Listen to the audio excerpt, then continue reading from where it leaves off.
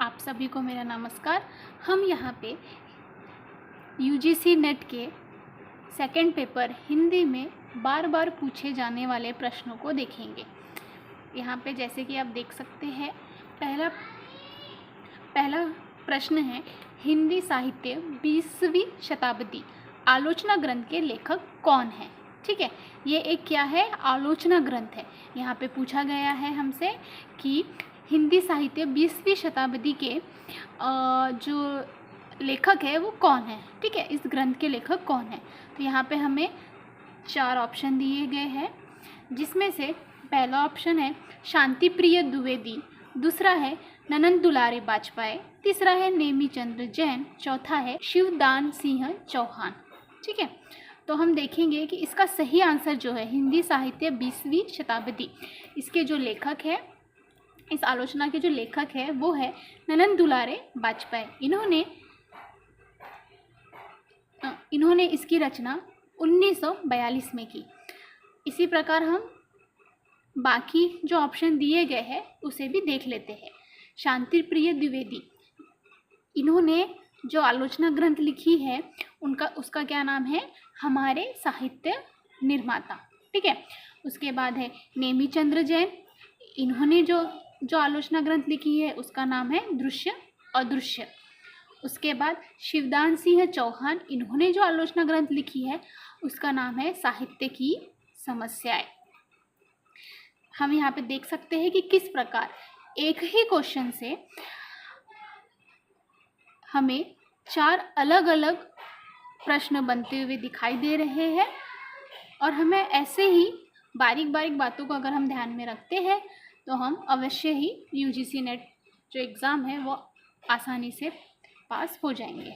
ठीक है, उसके बाद दूसरा क्वेश्चन है, यहाँ पे ये क्वेश्चन पेपर की दृष्टि से आईएमपी है, क्योंकि ऐसे प्रश्न हमें पेपर में बार बार देखे जाते हैं। देखते हैं, आचार्य भरत के रससूत्र के व्याख्याता शंकुक के सिद्धांत का नाम क्या है। पहले तो हम इस क्वेश्चन की बारीकियों में जाएंगे। जैसे कि यहाँ पे पूछा गया है, मतलब यहाँ पे दिखाया गया है आचार्य भरत। ठीक है, हमें पहले ये प्रश्न में ये ध्यान में देना पड़ेगा, आचार्य भरत के रससूत्र, आचार्य भरत ने कौन से पुस्तक, जिस पुस्तक का निर्माण किया वो पुस्तक का नाम क्या है, नाटक शास्त्र। ठीक है, और उन्होंने अपने नाटक शास्त्र में क्या बताया गया है, रसों और अलंकारों के बारे में उन्होंने अपने नाटक शास्त्र में रसों और अलंकारों के बारे में बताया है। उन्होंने अलंकार के कितने रूप बताए हैं, 4 रूप बताए हैं। वो कौन से, उपमा, रूपक, यमक और दीपक।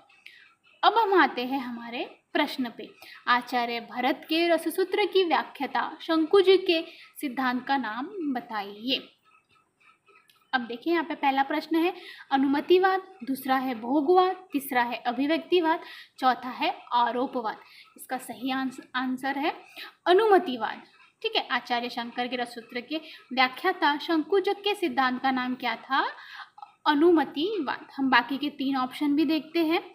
दूसरा जो है भोगवाद, भोगवाद जो सिद्धांत है वो किसने दिया, भट्ट नायक ने। तीसरा है अभिव्यक्तिवाद, ये सिद्धांत किसने दिया, अभिनव गुप्त ने।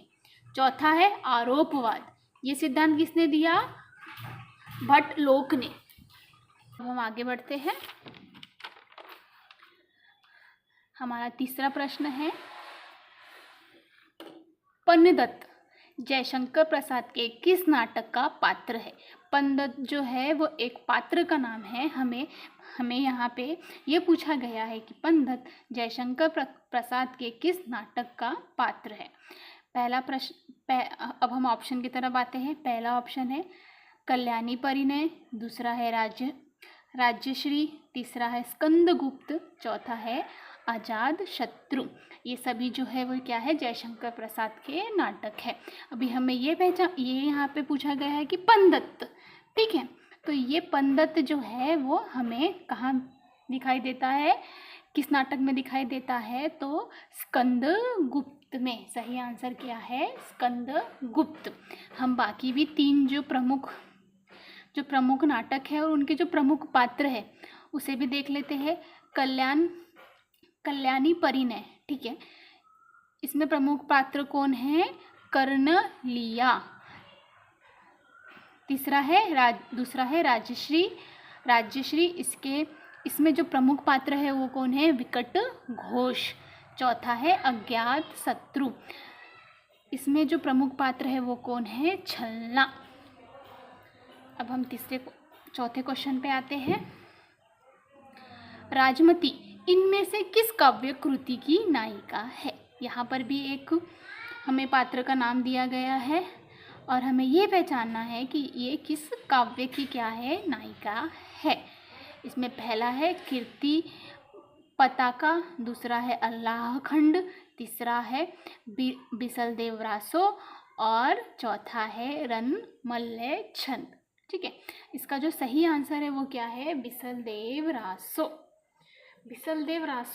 ये जो काव्य है ये किसने लिखा है? ऐसा प्रश्न भी आ सकता है। तो हम देखेंगे बिसल रासो ये किसकी रचना है? नरपति नल्ला।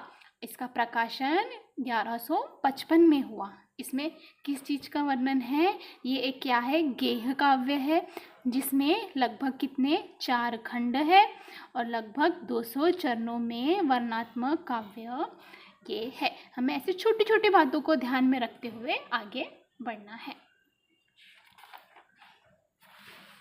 उसके बाद हम अब 5वें क्वेश्चन में आते हैं। रचनाकार के अनुसार निम्नलिखित कवियों का सही अनुक्रम लगाइए। इसका सही आंसर है तीसरा, कुतुबन, असमान, कासिम शाह, नूर मोहम्मद। इसका हम दूसरे वीडियो में हम इसका सविस्तार अध्ययन